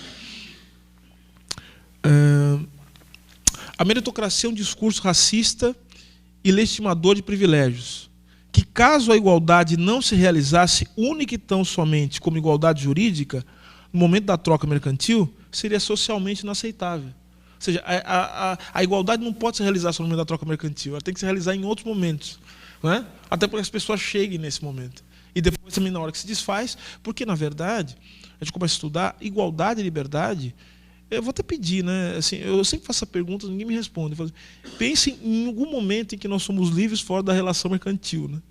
É difícil pensar, né? Fora do circuito de troca, né? Onde a liberdade ela aparece de uma maneira tão claramente, onde eu tenho autonomia da vontade. Quem faz isso na direito sabe o que eu estou falando. Primeira coisa que a gente aprende quando aprende direito civil é uma coisa que a gente estuda durante 5 anos na faculdade. Direito de filosofia, direito 1 ano, tem faculdade que nem tem filosofia mais. Tá, uma loucura. Mas direito civil são 5 anos. E a primeira coisa que a gente aprende é o seguinte: olha, a primeira coisa que você deve aprender é que o direito civil ele tem como base e fundamento a autonomia da vontade. Ou seja, é o momento em que você é livre e a sua liberdade é resultado da sua consciência. Bom, então, nesse ponto, para a gente chegar na relação jurídica de troca mercantil, é necessário que nós também nós sejamos constituídos a partir dessa ideia de que somos realmente livres e iguais. Se a violência racial ela se aplicasse a todo momento, seria uma contradição praticamente inaceitável que, por exemplo, ser escravizado e, ao mesmo tempo, ser livre para trocar mercadoria. Isso é uma contradição muito difícil de aceitar. Então, a meritocracia ela resolve essa ideia a partir da noção de que os indivíduos só são diferentes no seu esforço pessoal. Olha só. E aí continua, olha só que interessante. E como todo racismo se mantém institucionalmente, é essencial que existam mecanismos institucionais meritocráticos. Então, toda instituição tem que ter mecanismos meritocráticos, como são os exemplos dos processos seletivos das universidades e os concursos públicos. Por esse motivo é que as universidades e certos cargos e funções públicas têm filtros tão estreitos. Por exemplo, para ser juiz, para ser promotor, tem que ter um filtro bem estreito, não é?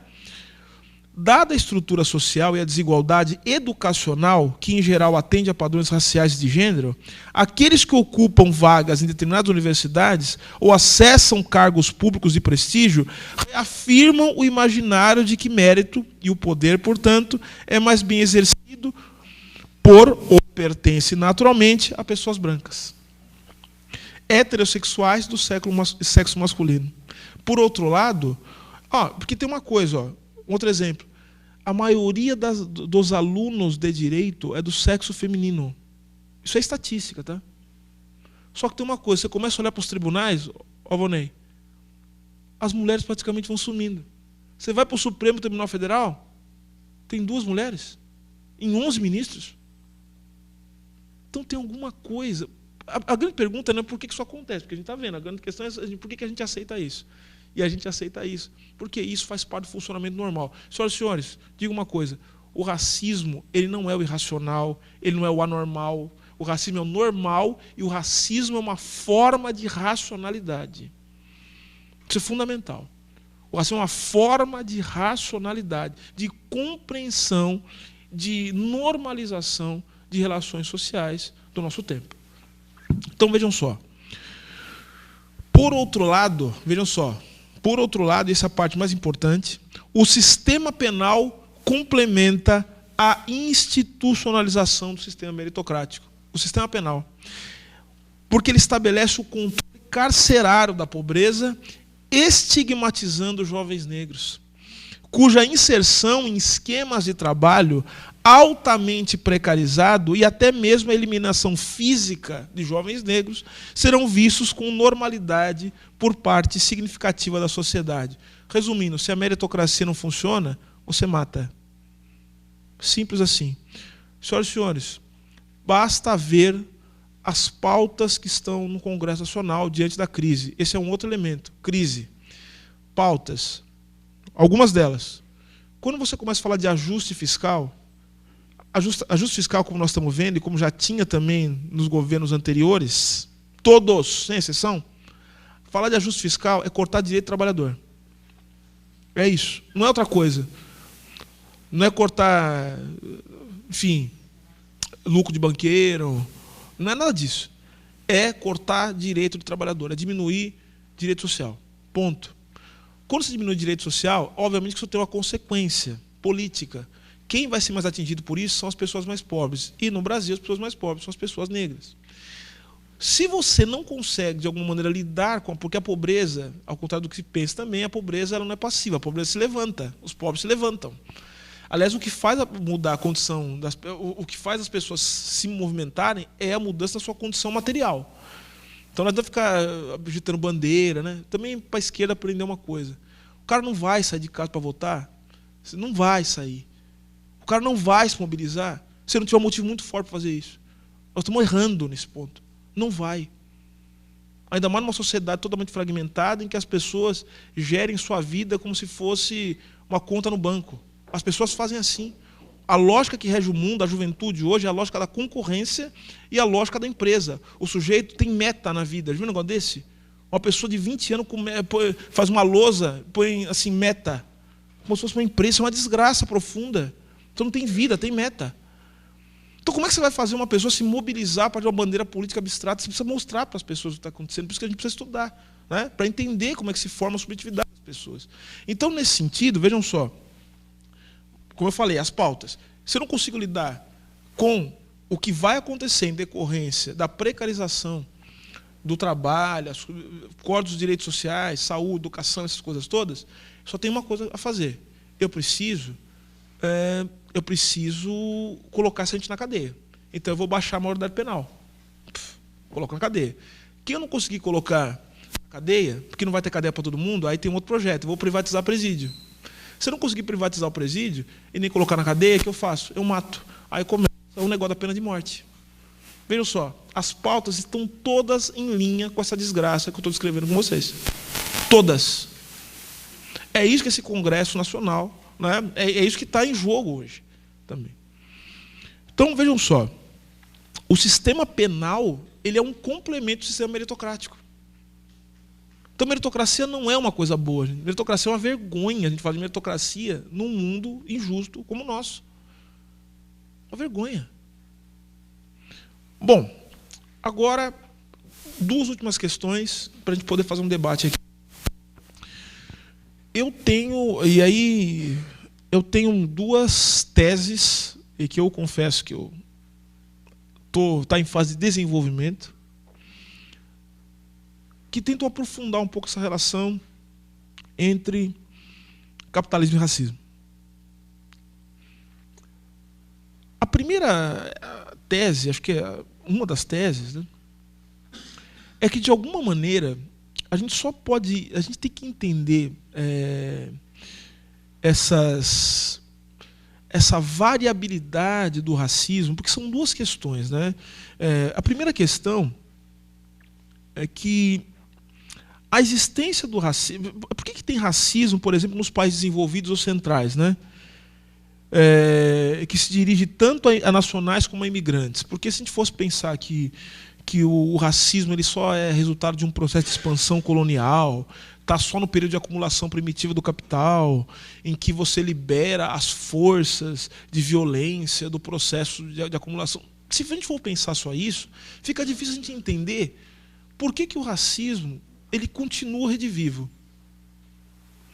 Ou seja, mesmo diante de locais onde você tem relações capitalistas avançadas, você continua tendo racismo. O racismo continua sendo estrutural e estruturante. Por quê? Essa é a primeira questão. A segunda questão é o fato de que, numa mesma formação social, você abrigar as mais diversas formas e níveis de exploração. Porque você pode ter, na mesma formação social, o trabalhador assalariado com direitos sociais. Só que você pode ter também trabalhador em condição análoga à escravidão. Haitiano, boliviano, ou até trabalhadores negros, ou às vezes não negros também, que são submetidos a isso. Ou seja, o avanço das relações capitalistas, e essa era uma coisa que parte dos marxistas falavam no primeiro momento, é que o avanço do capitalismo ele seria um elemento que dissolveria o racismo, né? Ou seja, É essa a ideia do etapismo, né? De alguma maneira, nós temos que olhar para a questão do capitalismo, do avanço das relações sociais no capitalismo, e aí, de certa maneira, a reboque, a questão de raça, ela ia entrar. A gente viu que não é bem assim. E não é uma questão... E veja, mais uma vez, eu quero deixar claro, aqui eu estou levantando a questão no plano teórico. Eu entendo quem disse isso. Discordo. Mas discordo por outros motivos, porque geralmente quem discorda dessa visão etapista, que eu acho também que tem problemas, vai dizer o seguinte: bom, classe é uma coisa, raça é outra. São coisas que não se misturam. Aí a pessoa já começou errando tudo. Está tudo errado. Aí não, errou. Eu já falei por que errou. A gente pode discutir depois. Porque, como eu já falei, não dá para pensar classe sem raça e raça sem classe. Simples. Pelos motivos aos quais eu já estou longamente tomando o tempo de vocês aqui. Agora, por que eu acho que isso é um erro? Eu discordo disso porque, como eu já disse, existem mediações que nós estamos tentando dar conta entre a relação entre classe e raça. E aí eu jogo uma posição aqui, que é uma posição que, na verdade, eu me inspiro na obra de um grande autor marxista brasileiro, uma pessoa porque eu tenho uma grande admiração e também, pessoalmente, tenho um carinho muito grande, que é o professor Márcio Naves. O professor Márcio Naves é um jurista, um dos grandes juristas marxistas do nosso tempo, assim, um sujeito espetacular. E ele tenta, assim como eu estou fazendo em relação ao racismo, ele quer dar conta da especificidade histórica da relação que existe, a relação intrínseca entre o direito, né, e o capitalismo. Eu quero falar do racismo e do capitalismo. E eu acho que ele dá uma solução que talvez se aplique para entender o racismo. E essa talvez é a parte mais importante do que eu tenho a dizer hoje, que aí fica para que nós possamos discutir. Então, vejam só. A minha hipótese, talvez a pergunta sobre a relação estrutural entre racismo e reprodução capitalista possa ser respondida se nós olharmos dois conceitos do Marx, né, que estão no Capital, que são os conceitos de subsunção formal do trabalho ao capital e de subsunção real do trabalho ao capital. São dois conceitos do Marx. Eu vou explicar rapidamente para quem não está acostumado, para quem não conhece isso. O que o Marx chama de subsunção formal do trabalho ao capital? Né? Na subsunção formal, o trabalho, embora já organizado segundo padrões e objetivos do capitalismo, mantém-se praticamente inalterado em relação à maneira de produzir nas corporações de ofício, nas oficinas, tal como era na Idade Média. Por exemplo, na Idade Média você tem um sujeito que ele era um artesão e que ele fazia roupas de maneira artesanal e costurava, enfim, ou dentro do feudo, ou na corporação de ofício, na Idade Média.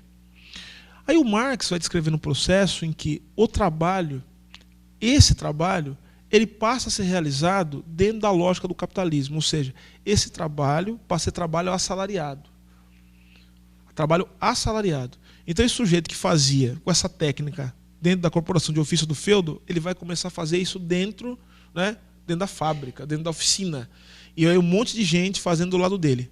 Mas vocês perceberam uma coisa? A atividade dele em si não mudou. O que mudou foi o quê? O que mudou foi a finalidade do processo. Tá? Ele não está mais preocupado em atender, né, satisfazer uma utilidade, uma necessidade. Ele está preocupado em submeter aquela sua atividade que, do ponto de vista formal, permanece o mesmo à lógica do capitalismo. Tá? Então veja, se ele costurava no feudo, ele passa a costurar agora, submetido à lógica do capitalismo. Subsunção formal. Ou seja, o trabalho está submetido formalmente à lógica do capitalismo. Esse é o primeiro momento. Só que o Marx fala que, vou usar a expressão do professor Márcio Naves, quando ele vai explicar isso, ele fala assim, só que tem um ponto que é o ponto de não retorno. um ponto de não retorno às relações pré-capitalistas, que ele fala que é a subsunção real. E vejam só a subsunção real. A subsunção real corresponde à etapa em que a produção está totalmente sob o controle do capital. Nesta quadra, não há espaços para intromissão de elementos que destaquem a pessoalidade ou a individualidade do trabalhador. Senhoras e senhores, o sujeito ele é contratado para apertar um botão. Ah, quebrou o dedo. O que eu faço? Eu chamo o outro cara para apertar o botão, mesma coisa. Professor de universidade, mais ou menos, está ficando isso, né? Ou seja, a ditadura do látis, né, que a gente falava. Né? O sujeito, assim, é pelo tamanho do látis, não sei o quê. O sujeito vai ter que dar aula segundo com apostila, não pode seguir aquele plano de aula. Ou seja, o que eu estou querendo? Eu estou querendo tirar a individualidade do trabalhador. O que eu estou fazendo? Eu estou, de alguma maneira, aí que é o processo de abstração do trabalho. O trabalho está sendo um trabalho abstrato. Eu estou universalizando. Não importa mais quem faça o trabalho será feito. O trabalho é abstrato.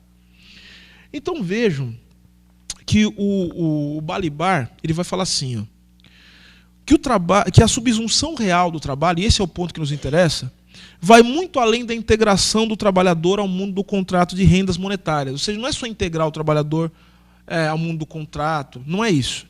Do direito da política oficial. Implica uma transformação na individualidade humana. Presta atenção no que eu disse. O trabalho, a subsunção real do trabalho ao capital, implica numa transformação da individualidade humana, que se estende desde a educação da força de trabalho até a formação de uma ideologia dominante, suscetível de ser adotada por todos os dominados. Então, viram só, para fazer com que o trabalho se torne abstrato, para que não haja diferença entre quem vai apertar o botão ou não é só ali naquele momento. Eu vou educar, eu preciso educar o sujeito para ser assim, educar formalmente nas escolas, mas educar também ele para a vida. Para ele entender qual que é o papel dele no mundo cuja reprodução se dá a partir da lógica do trabalho abstrato. E aí, vejam só, a suscetibilidade, né, a que se refere Balibar é reveladora de que a subsunção real designa um ponto de não retorno, como eu falei. A subsunção do trabalho real do trabalho ao capital só é compreensível no nível concreto das relações sociais. Então, eu preciso olhar para as relações tal como elas acontecem mesmo. Em que as experiências sociais das mais diversas fossem integradas à dinâmica do capitalismo. E vejam, eu tenho que integrar diferentes experiências das mais diversas à dinâmica do capitalismo. Talvez vocês estejam entendendo o que eu estou falando, né? Ou seja, porque quando eu chego num lugar, eu tenho diferenças. Diferenças tecnológicas, diferenças culturais, diferenças raciais, diferenças... Enfim, eu tenho diferenças culturais estabelecidas. Como é que eu integro isso à lógica do capital, à lógica do trabalho abstrato? Então, vejam. É nesse ponto que a relação estrutural entre racismo e capitalismo demonstra uma incrível sutileza, visto que nacionalismo e racismo são práticas ideológicas, como eu já disse, que traduzem a comunidade. Como eu falei, a África do Sul tinha apartheid, só que se você... Vamos lá, pega a África do Sul, você tira o apartheid, já não é mais África do Sul. Virava outra coisa. É outra coisa. Eu só reconheço, isso é estrutural, eu só reconheço historicamente a África do Sul, hoje não tem mais apartheid. Mas só que se não tivesse tido apartheid, a África do Sul não seria o que é hoje. Olha só, faz parte da constituição histórica daquele país. Assim como também os Estados Unidos, onde teve também apartheid, de certa forma. Então vejam, o nacionalismo e o racismo são práticas ideológicas que traduzem a comunidade e o universalismo, necessários ao processo de subsunção real do trabalho ao capital, adaptando tradições, dissolvendo ou institucionalizando costumes, dando sentido e expandindo alteridades. Vou explicar para você o que eu quero dizer com isso. Quero dizer o seguinte, vamos imaginar a seguinte situação.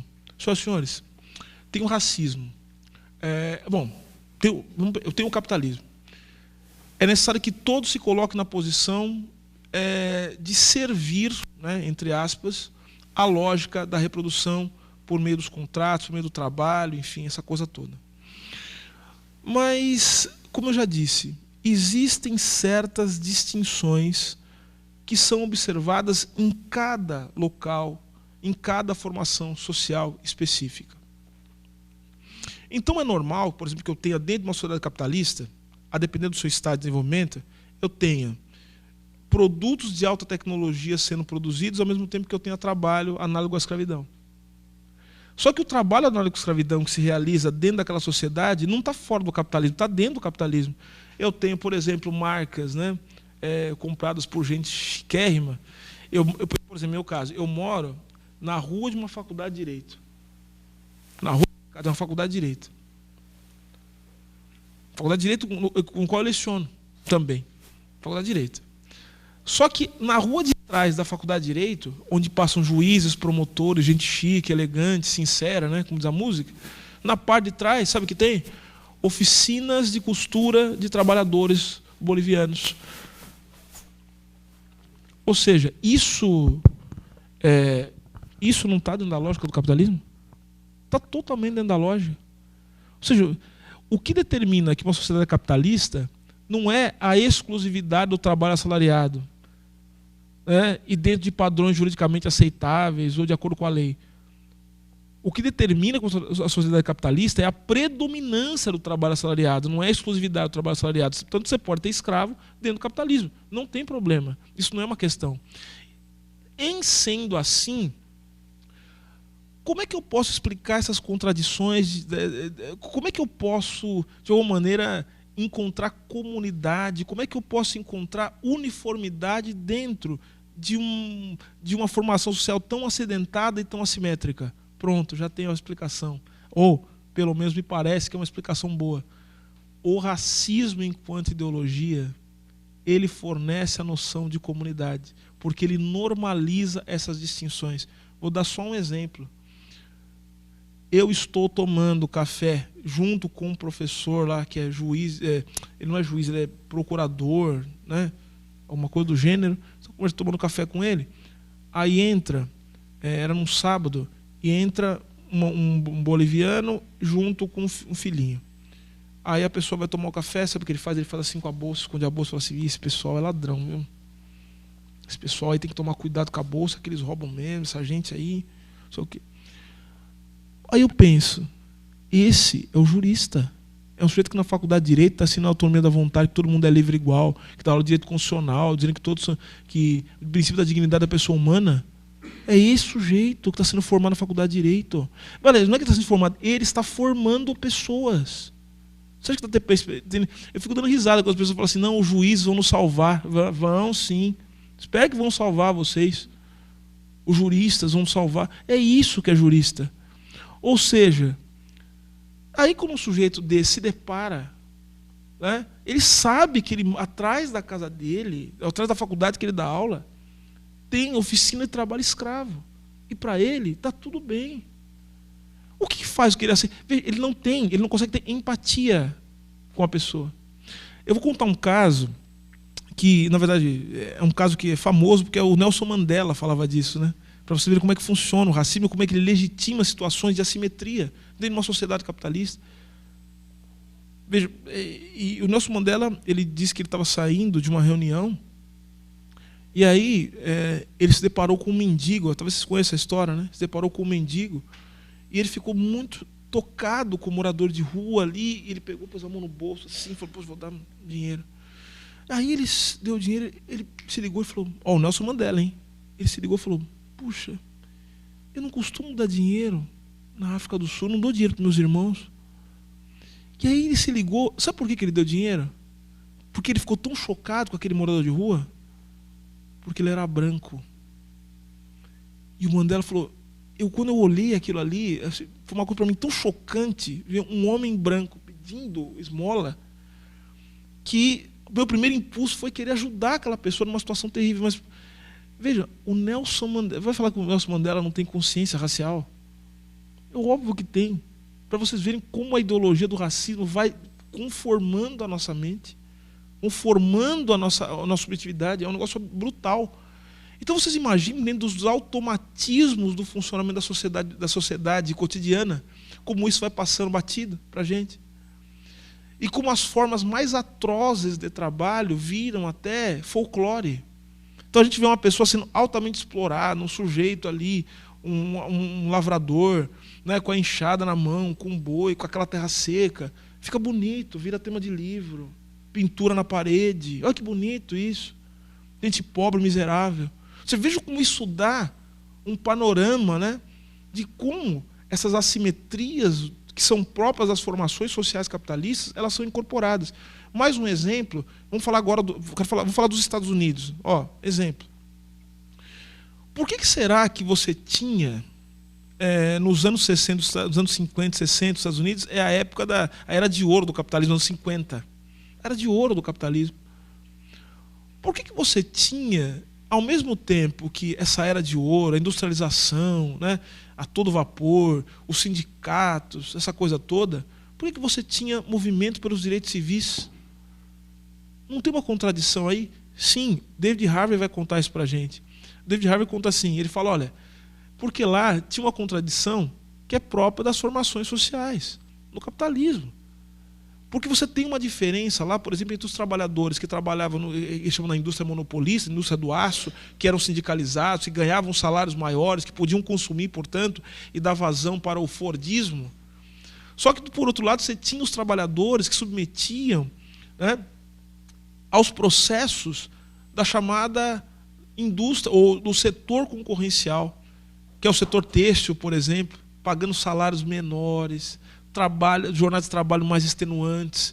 E ele falou, e o David Harvey conta isso na condição pós-moderna, ele fala, só que tem uma coisa, se a gente olhar esses trabalhadores que são mais explorados, há uma característica comum entre eles. Sabe qual? Eles são negros ou hispânicos. É isso. Eles são negros ou hispânicos.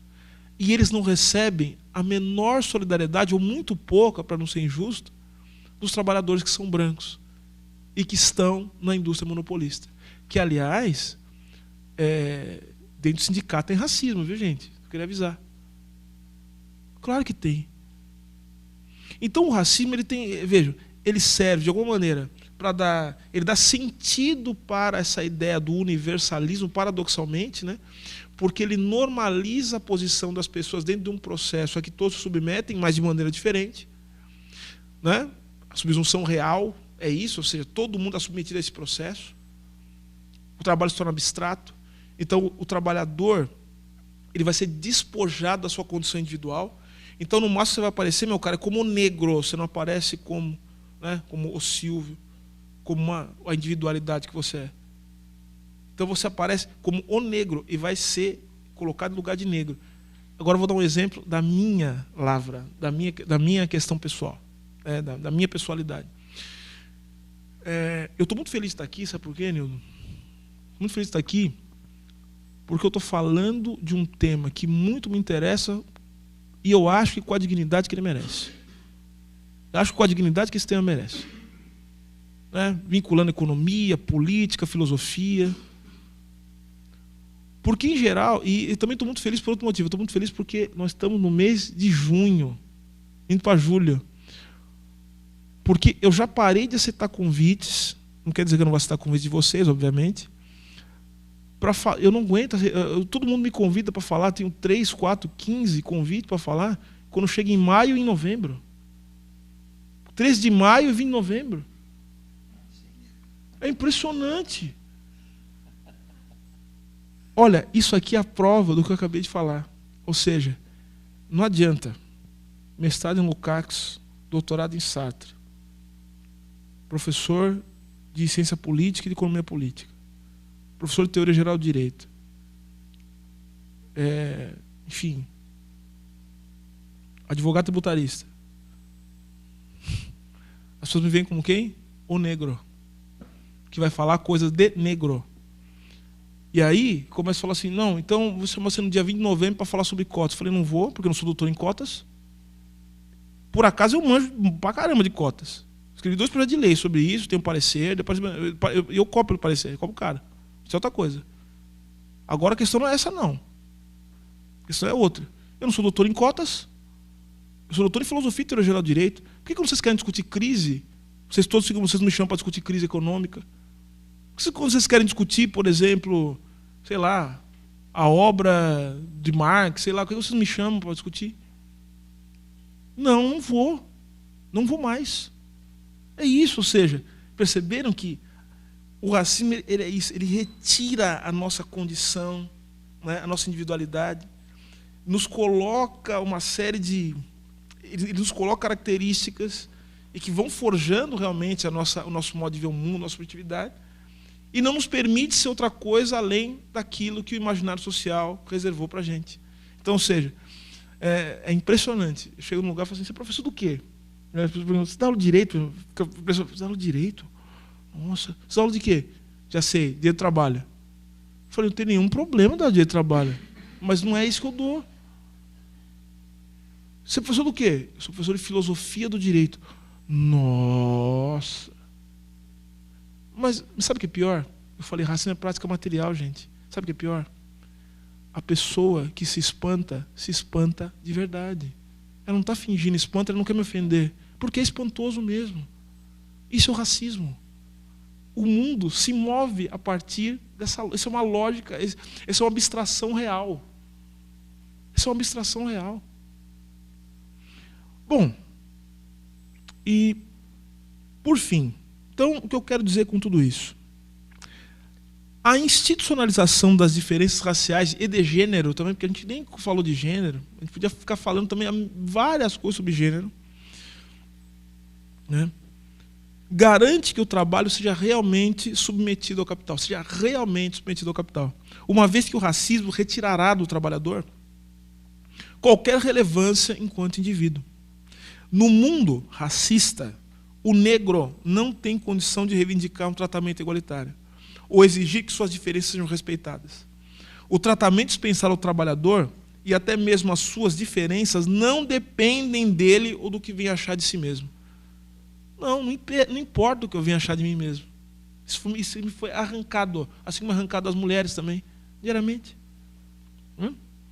Aquela coisa, nossa, mulher... Oh, tem sujeito que fica se jactando de falar o seguinte, eu já vi várias coisas.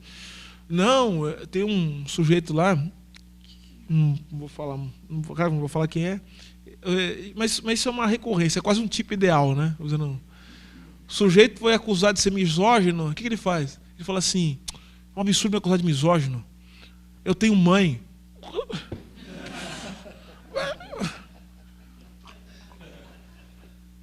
Puxa, gata, cara, né? A experiência. Fala, tudo bem.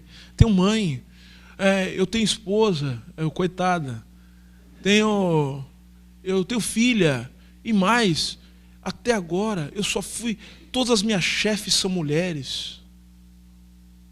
E daí, camarada? E daí, meu irmão?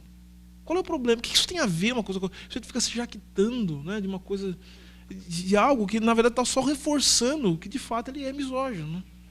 Então, vejam, a forma como o trabalhador será tratado, o que é justo ou não, e até onde pode ir as suas reivindicações, vai depender única e exclusivamente das determinações da produção capitalista e da replicação da forma-valor. É isso que vai depender. Assim é que o racismo se conecta à subsunção real do trabalho ao capital, uma vez que a identidade será definida segundo os padrões de funcionamento da produção capitalista. Vocês perceberam que também essa coisa de identidade é um negócio complicadíssimo? O que eu também não quero dizer, veja, e eu gosto sempre de falar isso, acho importantíssimo a luta pelo fortalecimento de padrões estéticos, né? Porque eu considero isso que eu guardei da leitura do Lukács, né? A estética é uma ética também, né? É isso, a gente está colocando, fala assim, olha, meu cabelo é afro, eu sou assim mesmo, você vai ter que me engolir, vai ter que me aguentar, né?